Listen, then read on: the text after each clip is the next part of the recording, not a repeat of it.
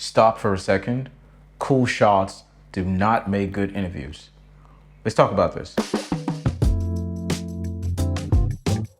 Hi, welcome back to the channel. Today we're going to be talking about cinematic interviews, and I bet that everything you've thought about cinematic interviews are wrong, and I'm going to tell you why. First of all, I think that the term cinematic has been used in a negative, no, maybe not negative. It's been used in a very, very terrible way to mean so many things that has taken away from the essence of the word. The word cinema itself means using moving images to create a story and drive emotions in people. Now, how does this apply to cinematic interviews? First of all, what is the purpose of the interview? Every time people do interviews, whether it's for a corporate video or a narrative film, it is trying to establish the story of a character. This person A is trying to tell their story to the audience, person B. So the main point of the focal point here lies between the character and the audience. It is super crucial to be able to establish effective communication so that the person understands what they're talking about. This is where interviews come in. Someone has a story that they want to tell, they sit down in front of a camera, and they talk about their story. Now, oftentimes you would see a lot of videos trying to teach you about, how to make cinematic interview shots and all of these things. And they emphasize the use of cool shots, the use of cool angles and all of these things. Even though those things are great, I find that they detract from the main objective of the interview, which is storytelling, effective communication. Now, what is effective communication? As long as you can make sure that the person you are talking to understands what you were saying in their language or in their communication style or in a way that they prefer to be spoken to. So why is this crucial? If you understand that the whole purpose of an interview is to create effective communication, you will understand why eye contact is key to that. If I'm talking to you, now look at this video, we're talking, I'm trying to pass something across to you. That in itself is establishing sort of like a connection between you and I. I mean, physically, you're not here with me, but if you're watching this video, it feels like I'm talking to you.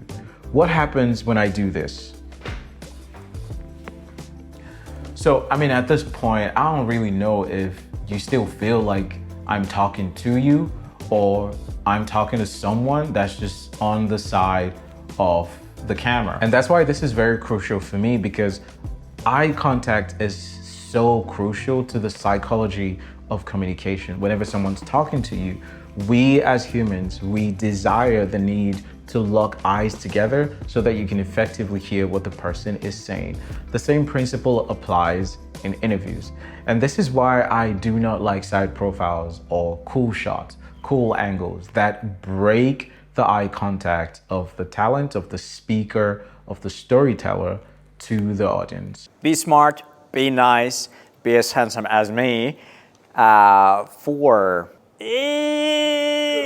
So in terms of interviews, how does this work? If I'm a corporate brand and I'm trying to tell the story of my business to potential customers, to existing customers, or just to the general public, I want them to feel like I'm telling the story to them rather than me focusing on someone else and telling the story to that person. They start to feel like the third party in the room.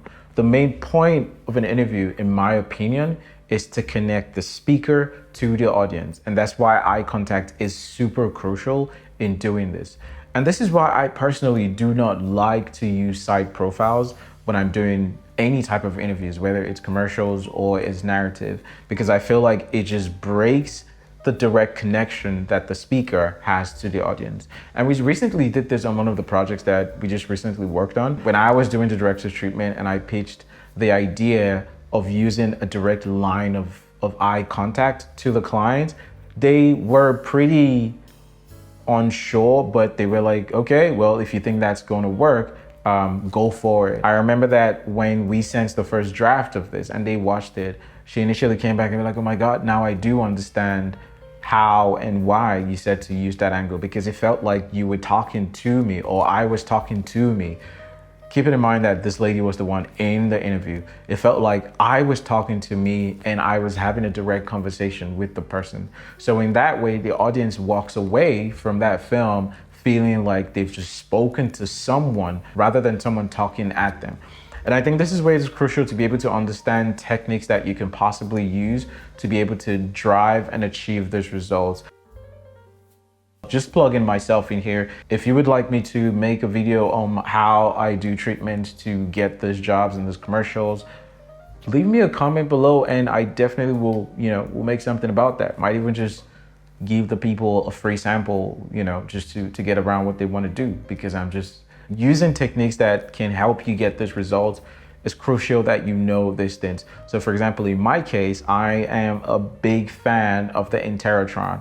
I came by the Interatron after I watched The Queen of Basketball. This was a documentary made by Ben Proudfoot and Breakwater Studios, and I thought it was just amazing how they were able to establish the connection to the speaker, to the talent that was telling a story. And ever since then, I looked up on that, learned that it was used by magicians in the past, but it was mostly made popular in filmmaking by the work of Earl Mars.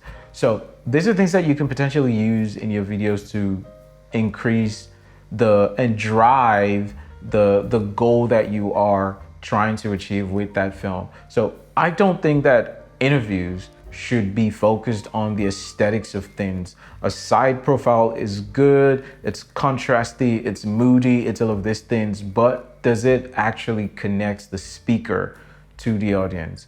No. And for me, every time I'm going through a film and I'm thinking about the objectives, these are things that I keep in mind to make sure that at the end of the day, we're not just making something that is aesthetically pleasing. Yes, I do want that, but I also fundamentally want to achieve the core objective of that film, which is to connect the speaker to the audience.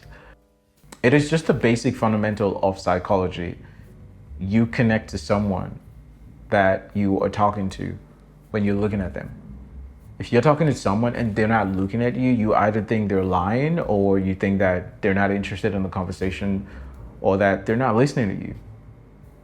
I don't want to have conversations with you guys just like doing this all the time. Like, hey guys, how you doing? Today we're going to be talking about, and yeah, like, oh wow, that is so great. I'm not even looking at you. You are the audience. You want to feel that connection to me.